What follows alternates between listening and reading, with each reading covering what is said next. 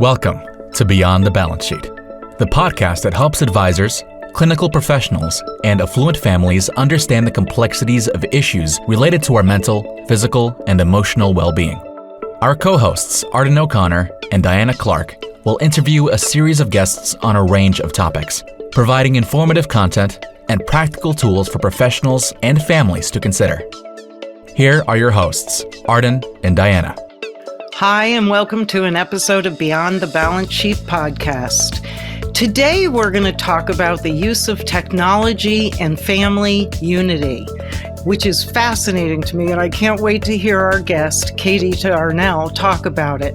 She is the Business Development Director for the Americas for the company Trusted Family and is currently based not in Belgium in the company headquarters, but in Knoxville, Tennessee. She's a fourth-generation family member of the Pick Suite company and began her career in her family business as the business analytics manager.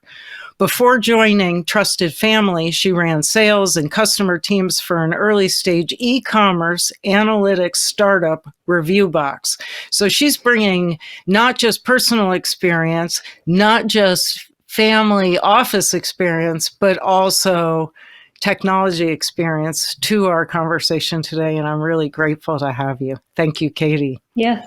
Yes. Thank you, Diana, for having me on the show. So let's start with just a frame for what Trusted Family is and what they do in terms of family offices and family councils. Of course. So Trusted Family is a software company. So we are a secure software platform built for family offices and family businesses to help give like a secure area where families can store all of their documents, plan and run meetings, and do all of the type of business that needs to be done across the different governance structures that can be common among big family offices and family businesses. So does it range from the business of family offices down to the personal of families, or just stay more in the family office realm than the business? It kind of encapsulates both, but kind of comes from, rather than coming from strictly a business angle or strictly a family personal angle, it kind of comes from more of like that, where the two intersect more at the enterprise level of what are the entities managing the family, for example, like a family council, which we can talk a little bit more about that, like what that looks like if we want to. The board members, shareholders, the different ownership groups, all of the different committees and structures that can evolve out of a growing legacy family business. So let's start with family councils, because you mentioned that, and I'm curious. Yeah. I have people imagined in seating like in a Supreme Court with robes on, but I suspect it doesn't look like that. No, but I'm sure there is one that looks like that.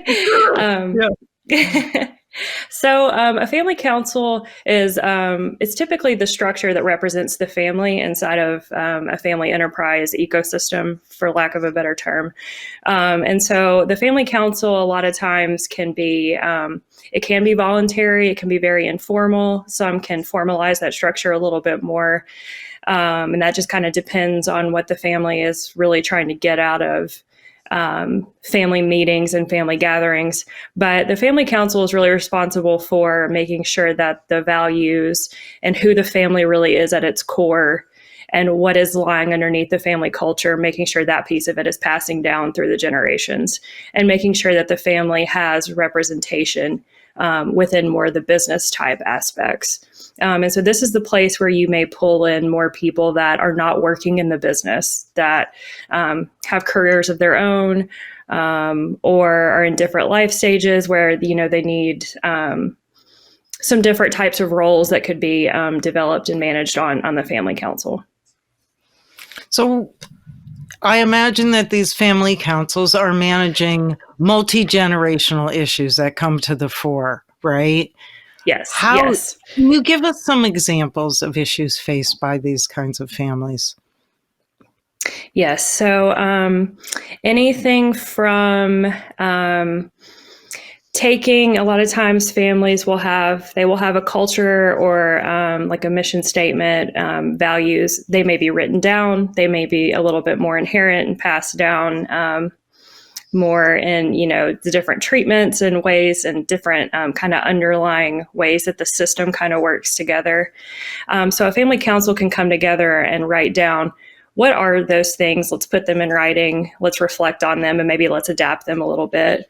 As these families get bigger and expand out, they move around, they start to have different experiences, whether that's outside work experiences or just where they're living in the world, and trying to find a way to bring those differences into the family, build that into the culture of the family while still remaining true to who they were in the beginning, to what has caused them to be successful through the generations in the first place.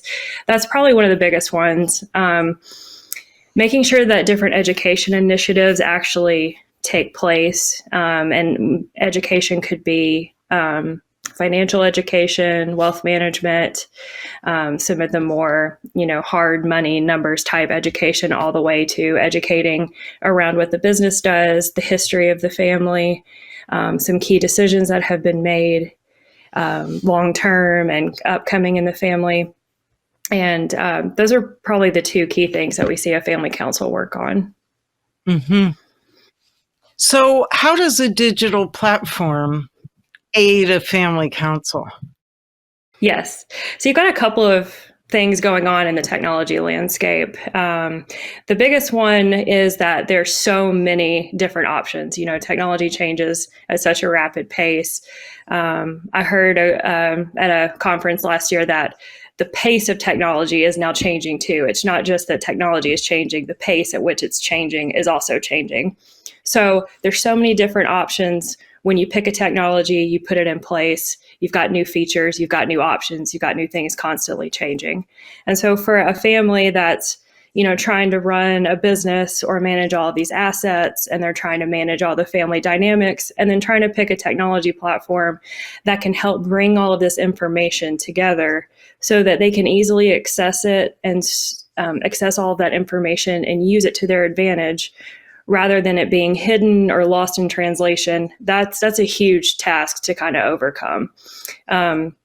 And so where Trusted Family originated was really in just basic document management. So when you put together a family council, a lot of times you may create a family constitution. You may have different policies that come out of that, such as a family employment policy. You may do all kinds of different work with a family business advisor or, trustees, financial advisors, things like that. And you have all these documents floating around that need to be managed. There are different softwares out there like Dropbox or Google Drive or things like that where you can store this information, but which place people choose to put all of that information is very different. So people that work inside the business may store all of their information on a Microsoft product. People that work in a different company may use Google. And so all of that stuff gets scattered all across the place. Not to mention, we still have a lot of people that come to us that are still printing and filing things away. It's not just all online. We're still competing with, kind of using the older method of, paper trail and everything. And all that stuff can get lost. And there's a lot of really hard work that goes into setting these things up correctly. And once you do that, you want to put it in a secure location where everyone can find it and access it. So I work in the behavioral health field, and we use platforms to hold people accountable, to support people. There's a whole host of reasons we would use a digital platform to augment our work. But they do have to be bought in a colloquial expression, by the user. Do you ever find families resistant to engaging in free and open communication in this particular way? Yes, that is a great point to bring up. We do, and that is one of the issues that a lot of families come to us with. Is we're trying to find a way to improve and drive engagement within the family, and we're hoping that you can help do that through a digital platform. And this is a really it's a common thing affecting families, especially with how much we all rely on social media and other technologies that don't have anything to do with the family business, how much we rely on those today to communicate. And so that kind of expectation of, we have all these social platforms where we're communicating and doing all of these things here, we should also have one within the family business. And a lot of people, though, are not initially bought off on that concept because for different comfort levels with technology, because there's so many different ways we're communicating today. You know, you may text, Snapchat, Instagram, and email the same person about 15 different topics, and you lose track of where it is. And one of the resistances, well, this is just another application, another piece of software for me to have on my phone and my computer to use. And so that can be a challenge that we have to overcome. And then again, I mentioned like the comfort levels with technology and using it, and also trusting the application. So, especially working with family businesses, there's a lot of really sensitive information that they share with each other. And a lot of sensitive conversations and important things that happen. And one thing, though, that we're trying to help kind of educate our customer base on is that having those conversations through email seems like the easiest route today, but it's not a secure way to communicate, especially about a lot of these very sensitive things. And so that's one reason why we have our platform, and we work really hard on the security side of things to make sure that that information is kept safe and protected. So I'm having an image of this platform that has a bunch of different features on it. One, that would be spreadsheets or things that you would need to access to make business decisions. Is there a personal thread that goes on in this platform as well for vacation planning or yes, gift planning? Yes, there is definitely a social aspect to the platform. It has like a news feed where you can post an update about, if you've got like graduation is coming up for one of your children, you want the whole family to be invited, you can put that there, all the way up to, some families, especially deep into the generations, have shared assets or shared property, like a vacation home that they're kind of managing, who gets to stay in the house when and who gets to use it. We have them use the platform for that. Inside the platform, there's a bunch of different features and tools that you can kind of build and kind of create them to mimic the processes that you have already existing in your real life outside of the platform. And so we can kind of enhance that on the software. Give me an example. Think Luddite. So we're working with one family right now that has about 300 family members, and they're doing a big family reunion every 5 years and get the whole family from all the branches and all the generations together. And we're actually using the platform to plan the whole event, everything from there's meeting invitations you can send out. So everyone on the platform can look at the invitation that says, save the date for May 1st. This is when the event's happening. You store all the details of the event. You can create a survey that asks for room recommendations, collects all the proper names for name badges. And then we'll actually plan the event in the platform and store everything there so that if they need that information, they can go in and get it. Wow. I want one in my life. Right? Just for life. Yeah, I can see that being helpful. So for folks who are in the high net worth category or ultra high net worth category, what are there any unique technology needs that surpass the norm? Yes. So I think that what makes their needs unique is that they're managing a bunch of different pieces and parts that are coming from many different directions. And they've got to find a way to pull that all into one place so that they can keep tabs on all of it. And that sounds like it should be easier to do than it actually is. It's incredibly difficult to do because there's just so many different options out there and ways of doing things and ways of looking at the information you have to manage the business. I think the other important piece, and this is one thing that we're increasingly getting more involved in, is in the decision-making part of all of this. So in a family business, you're making decisions about the business, you're making decisions about the family, you're making decisions at the family office, the investment level. So what all went into making that decision? What information did you use? And then when you made the decision, what was the decision and what is the result of that? So we're trying to get into that space of helping keep track of those decisions. And I think you mentioned the accountability side of things here, building more of that into our products. There's more of like a flow of all of these really important things that happen, and you can kind of keep track of that.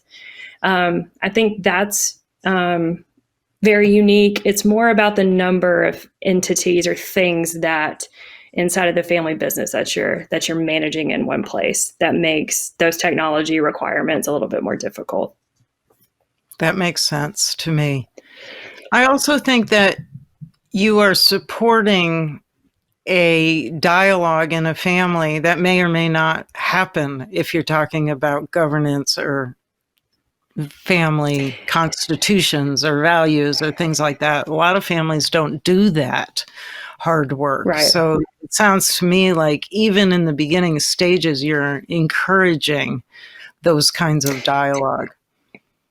Yes. And, we definitely see that happen a lot through our conversations of learning about where the families are today when they're considering using our platform. We do a lot of work to understand where they are today and what kind of their future goals are. And it's very rewarding to be on a call with several members of a family and see them start to see how much information is out there about this, how complex it is, and actually want to start learning about it and getting more involved, especially when you've got people from outside of just, the core business wanting to get involved. It's really rewarding to work with families when that happens. I'll bet. And I'll bet the families become healthier because the information is distributed more evenly. Yeah. Yes, absolutely. Absolutely. That's wonderful. What didn't I ask you today, Katie Darnell? I think the other thing that just came to mind with that last question is that the other interesting thing I think technology and access to all this information is bringing up is it's allowing for a whole new set of skill sets to be more relevant inside the family business space. So, I think historically, you see a 75, 100-year-old family business. You've got a family office. A lot of the terminology and focus is around finances, money, wealth. With this shift focusing more on getting the governance structures right and running them and continuing them on, you also are needing people who specialize more in communication and in information sharing and in even getting into data and things like that. So I think it also opens up a whole new world of different skill sets that you can develop inside the family to get more people involved and have more ways that they can work. I like that. It also sounds, you talk about different people, I talk about different generations, because I would imagine that it would be bringing in a younger group to support yes. a lot of that. Yeah.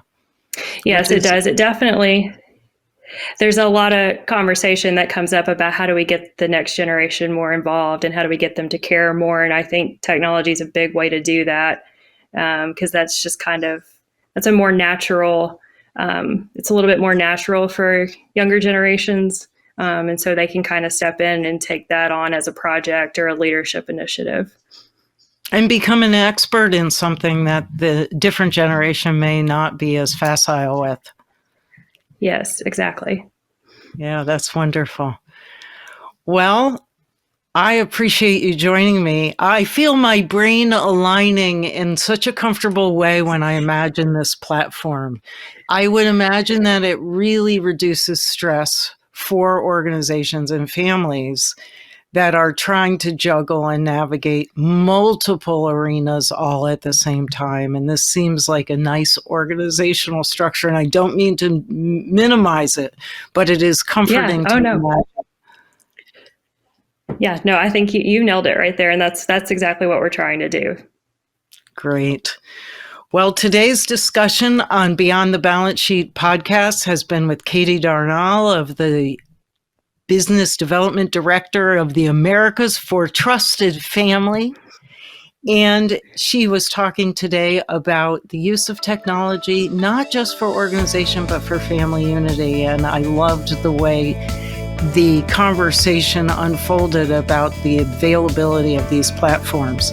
So if you like this episode or any other, please like us on your platform of choice. Thank you for listening to Beyond the Balance Sheet, a podcast designed to help advisors, clinical professionals, and affluent families solve some of their biggest medical, psychiatric, and emotional challenges. Visit beyondthebalancesheet.com to read more about our guests and resources, and sign up for our newsletter.